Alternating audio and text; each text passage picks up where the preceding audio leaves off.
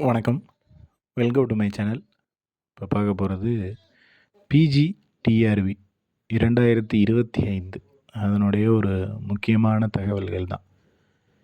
என்ன அப்படின்னு பார்த்தீங்கன்னா, இந்த ஆன்சர் கீ அப்படின்றது இப்போ கொடுத்துருக்காங்க வெப்சைட்டில். உங்களுடைய ஆன்சர் அப்படின்றது என்ன, நீங்கள் வந்து எத்தனை கொஷினுக்கு சரியான ஆன்சர் அப்படின்றது போட்டிங்க, இந்த தகவல்கள் எல்லாமே உங்களால் இந்த ஆன்சர் கீ டவுன்லோட் பண்ணி வச்சுக்கிறது மூலயமா தெரிஞ்சுக்க முடியும்.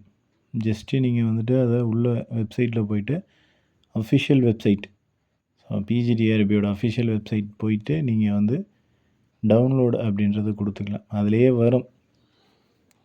அதை டவுன்லோடு பண்ணிவிட்டு அதுக்கப்புறம் உங்களுடைய ஆன்சர் என்ன அப்படின்றது, ஏன்னா அது எல்லா சப்ஜெக்ட்டையும் சேர்த்து வரும். ஸோ சப்ஜெக்ட் ஃபஸ்ட்டு செலக்ட் பண்ணணும். ஏன்னா நீங்கள் வந்துட்டு தமிழ், இங்கிலீஷ் அப்படின்னு நிறைய, அதான் எல்லா சப்ஜெக்டும் இருக்கும். அது உங்களுடைய சப்ஜெக்ட் என்னவோ அதை டவுன்லோடு பண்ணிவிட்டு உங்களுடைய கொஷின் எடுத்து நீங்கள் வந்து எத்தனை கேள்விகள் நீங்கள் சரியாக போட்டிருக்கீங்க, அதில் வந்து ஆன்சர் என்ன கொடுத்துருக்காங்க அப்படின்றத செக் பண்ணிக்கலாம். செக் பண்ணுறது மூலிமா நம்ம எவ்வளோ மார்க் வாங்கியிருக்கோம் அப்படிங்கிற தகவல் தெரியும். ஸோ இதெல்லாம் தாண்டி அடுத்து இன்னொரு விஷயம் என்னென்னா, நீங்கள் வந்து செக் பண்ணுவீங்க, பட் உங்களுக்கு ஆன்சர் இதுதான் அப்படின்னு தெரியும். அவங்க கொடுத்த ஆன்சரில் ஏதாவது ஒரு தவறுகள் இருக்குதுன்னு வச்சுக்கோங்க. ஸோ அந்த தவறுகள் இருந்துச்சு அப்படின்னா நம்ம அப்ஜெக்ஷன் அப்படின்றது தெரிவிக்கலாம். ஸோ இந்த கேள்விக்கு வந்து தவறுதலாக இருக்குது, இது வந்து மாறி இருக்குது அப்படின்ற அப்ஜெக்ஷன் அப்படின்றது தெரிவிக்கலாம். இது தெரிவிக்கிறது மூலிமா என்ன நடக்கும் அப்படின்னா, உங்களுக்கு வந்து கன்ஃபார்ம் 100% இந்த கேள்வி வந்து அவங்க கொடுத்த ஆன்சரில் தவறுதலாக இருக்குது அப்படின்ற பட்சத்தில் உங்களுக்கான மதிப்பெண்கள் கிடைக்கும்.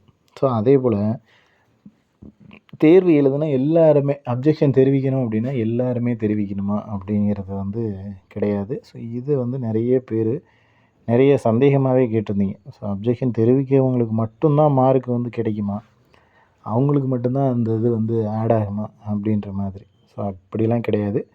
யார் வேணால், அதாவது இதுதான் சரியான பதில் அப்படின்னு யாராவது ஒருத்தர் ப்ரூஃப் பண்ணால் போதும். வித் ப்ரூஃபோடு தான் கொடுக்கணும். சும்மா நார்மலாக இது நம்ம எதுக்கு, நமக்கு எது தேவையோ அந்த மாதிரி இதெல்லாம் தப்பாக இருக்குது அப்படின்னு சொன்ன உடனே மாற்றிட மாட்டாங்க. அதை வித் ப்ரூஃபோட அதிலே கேட்டிருக்காங்க. ஸ்கூல் புக்கு, பேஜ் நம்பரு, என்ன ஏது எல்லா டீட்டெயிலும் அவங்க கேட்குற டீட்டெயில்ஸ் எல்லாமே கொடுத்து அப்ஜெக்ஷன் தெரிவித்தா அப்படின்னா மட்டும்தான் அதை வந்து ஏற்றுக்குவாங்க. அப்படி ஏற்றுக்கிற கேள்விகளுக்கு உங்களுக்கு ஆன்சர் அப்படின்றது ஆட்டோமேட்டிக்காக கிடச்சிரும். ஸோ அது வந்து ஒரு விஷயம். அடுத்து வந்து பார்த்திங்க அப்படின்னா இதனுடைய ரிசல்ட். ஸோ ரிசல்ட் எப்போ வரும் அப்படின்ற ஒரு எதிர்பார்ப்பு எல்லாருக்குமே இருக்குது. என்ன அப்படின்னு பார்த்தீங்கன்னா, இதுக்கு அடுத்து வரக்கூடிய நாட்களில் உங்களுக்கு ரிசல்ட் அப்படின்றது கொடுத்துருவாங்க. ஏன்னா இப்போ அப்ஜெக்ஷன் ரிசல்ட்டு ஆன்சர் கீ கொடுத்தாச்சு. அப்ஜெக்ஷன் தெரிவிச்சுட்டு அதுக்கப்புறமா ஃபைனல் ஆன்சர் கீன்னு ஒன்று வரும். ஃபைனல் ஆன்சர் கீ வந்துருச்சுன்னா அப்புறம் ஒரு 10 to 15 days அவ்வளோதான் டைம் இருக்கும். ஏன்னா நமக்கு அடுத்து வந்து நிறைய நோட்டிஃபிகேஷன் டிஆர்பிலேயே கொடுத்துருக்காங்க. ப்ளஸ் வந்து அடுத்த வருஷத்தில் எலெக்ஷன் வேறு இருக்குது. இது எல்லாத்தையும் கன்சிடர் பண்ணி இந்த மாதம் இந்த வருட டிசம்பருக்குள்ளே எல்லாமே முடியணும். எல்லா ப்ரொசீஜரும் முடிஞ்சு ஜாபுக்கு ஜாயின் பண்ணுற லெவலுக்கு தான் கொடுப்பாங்க. அதனால் மேக்ஸிமம் வந்து பார்த்திங்க அப்படின்னா நவம்பர், டிசம்பரில் எல்லாமே முடிஞ்சிடும்.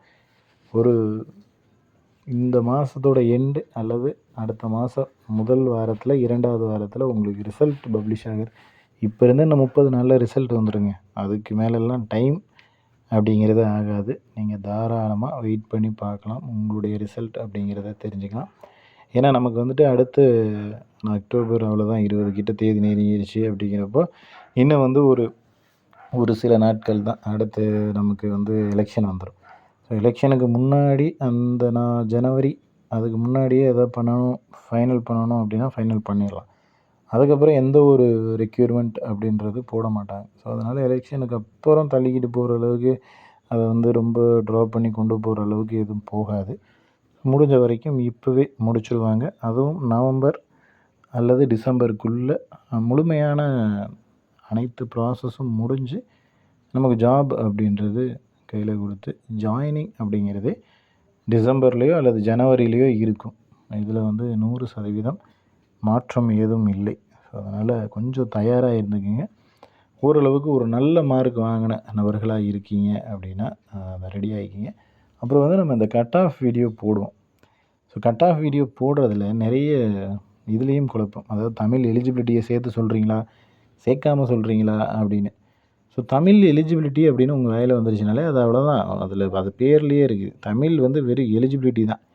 அதுக்கு வந்து எந்த ஒரு யூஸும் கிடையாது. அது எந்த ஒரு இதுவும் கிடையாது. ஜஸ்ட்டு அது வந்து அடுத்த லெவலுக்கு போகிற ஒரு இது மாதிரி தான். இந்த 40 20 மார்க் வாங்கினா அடுத்து பேப்பரை கரெக்ஷன் பண்ணுவாங்க. அவ்வளோதானே தவிர அதில் வந்து தமிழ் எலிஜிபிலிட்டியில் ஒன்றும் பெரிய விஷயம் இல்லை. கட் ஆஃப் அப்படின்னு சொல்லும்போதே எலிஜிபிலிட்டி டெஸ்ட்டு இதுக்குள்ளே வராது. அதை முதல்ல தெரிஞ்சுங்க. நம்ம கட் ஆஃப் வீடியோ அப்படின்னு போடுறப்பே எப்படி எலிஜிபிலிட்டியான ஒரு எக்ஸாம் வந்து உள்ளே வரும்? அதுதான் என்னோடய கேள்வி. ஸோ அதனால் எலிஜிபிலிட்டியை தள்ளி ஓரமாக வச்சுருக்கேன். அதில் 20 மார்க் வாங்கினா போதும். அப்புறம் அதுலேயும் குழப்பம். 20 கொஷினா 20 மார்க்கான 20 மார்க்கு தாங்க. ஒரு கொஷினுக்கு 2 மார்க்கு. கடைசி 10 கொஷினுக்கு 1 மார்க்கு. ஸோ மொத்தமாக 50 மார்க்கு. 30 கொஷினுக்கு 50 மார்க் கொடுத்துருக்காங்க. அதை எப்படி ஸ்ப்ளிட் பண்ணியிருக்காங்க அப்படின்ற விஷயமும் தெரியணும். அதில் நீங்கள் ஒரு 10 கொஷின் கரெக்டாக போட்டிங்கனாலே 20 மார்க் வந்துடும். அவ்வளோதான். இதை தாண்டி நான் வந்து எக்ஸ்ட்ரா ரொம்ப படிக்கணும், ரொம்ப இது பண்ணணும் அப்படின்றதெல்லாம் எதுவும் இல்லை. ஸோ அதனால் வந்து நீங்கள் போட்டு இந்த கட் ஆஃப் மார்க்கையும் தமிழ் எலிஜிபிலிட்டி மார்க்கையும் ரெண்டையும் சேர்த்து மிங்கிள் பண்ணி குழப்பிக்கிட்டு இருக்க வேணாம்.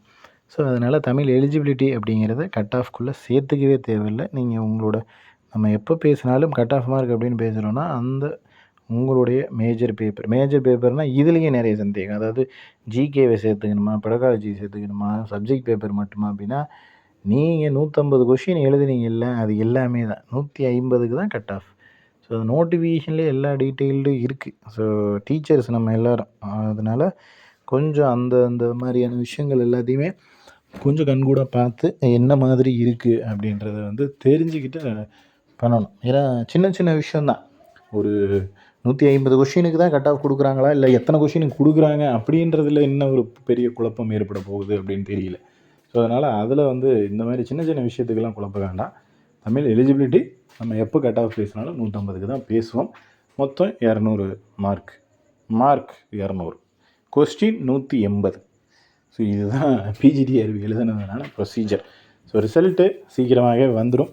தயாராக இருக்கக்கூடிய நபர்கள் ரெடியாக இருங்க. நல்ல மார்க் வாங்கியிருக்கிற நபர்களாக இருந்தீங்கன்னா ரெடியாக இருங்க. அடுத்து நம்ம சேனலில் தொடர்ச்சியாக பிஜிடிஆர்பிக்கான அப்டேட் அப்படின்றது கொடுத்துக்கிட்டே தான் இருப்போம். தொடர்ச்சியாக நம்ம போடுற அப்டேட்ஸ் எல்லாமே உங்களுக்கு வரணும்னா நம்ம சேனலை சப்ஸ்கிரைப் பண்ணி பக்கத்துலேயே இருக்கிற பெல் ஐக்கானை கிளிக் பண்ணி ஆல் அப்படின்னு பட்டன் கொடுத்துருங்க. நம்ம போடக்கூடிய ஒரு வீடியோக்களும் உங்களுக்கு தனிப்பட்ட முறையில் நோட்டிஃபிகேஷனாக வந்துடும். தேங்க்யூ.